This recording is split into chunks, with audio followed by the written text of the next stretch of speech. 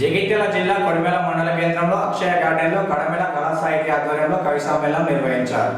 ఈ సందర్భంగా కవులు, కళాకారులు ఉగాది పండుగ సందర్భంగా తమ కవిత్వాలు చదివి వినిపించారు. ముఖ్య అతిథిగా రిటైర్డ్ ఉపాధ్యాయులు మాట్లాడుతూ కవి తన కవిత్వాన్ని సమాజాన్ని మంచి మార్గంలో నడిచే విధంగా కవిత్వాలు రాయాలని, సంస్కృతి సాంప్రదాయాలు ప్రతిబింబేలా కవులు కవిత్వాలు రాయాలని కవులకు సూచన చేశారు. కవి సమ్మేళనంలో పాల్గొన్న కవులకు సన్మానం చేసి ప్రశంసా పత్రాలు అందజేశారు. ఈ కార్యక్రమంలో కడమెడ కళా సాహిత్య అధ్యక్షులు పర్లపల్లి జితేందర్, అధ్యక్షులు మల్లారపు రాజయ్య, ఉపాధ్యక్షులు బొమ్మ సురేష్, ఏనుగు ఆదిరెడ్డి, ప్రధాన కార్యదర్శి ఇనుగంటి సత్యానందం, కార్యదర్శి నాంపల్లి శ్రీనివాస్, సలహాదారుడు గడ్డం చంద్రమోహన్ రెడ్డి, జ్యోతిష్య పంతులు తుమ్మనపల్లి పూర్ణచందర్, రిటైర్డ్ ఉపాధ్యాయులు సముద్రాల రామచార్య, నాంపల్లి రామయ్య, కవులు గుగ్గిల్ల నాగభూషణ, పెంట మల్లేశం, పెంట అశోక్, తైదల అంజయ్య తదితరులు పాల్గొన్నారు.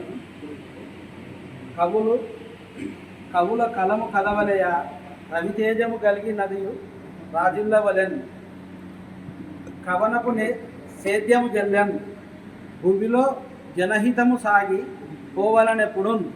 విశ్వాసు ఉగాది కవి సమ్మేళనంలో నేను చదవబోయే కవిత పేరు కాల ప్రవాహం.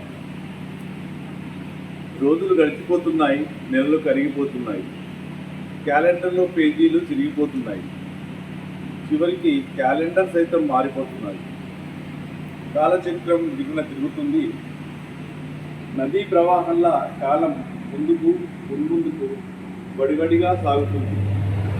కష్టసుఖాలను తన గలగలల్లో నింపుకొని ఆటుపోట్లు తన అలల పొరల్లో నింపుకొని వెనుతిరగకుండా సాగుతుంది. నదీ ప్రవాహాన్ని ఆనకట్టతో ఆపలేనట్లే కాల ప్రవాహాన్ని ఏ మంత్రశక్తితోనూ ఆపలేదు.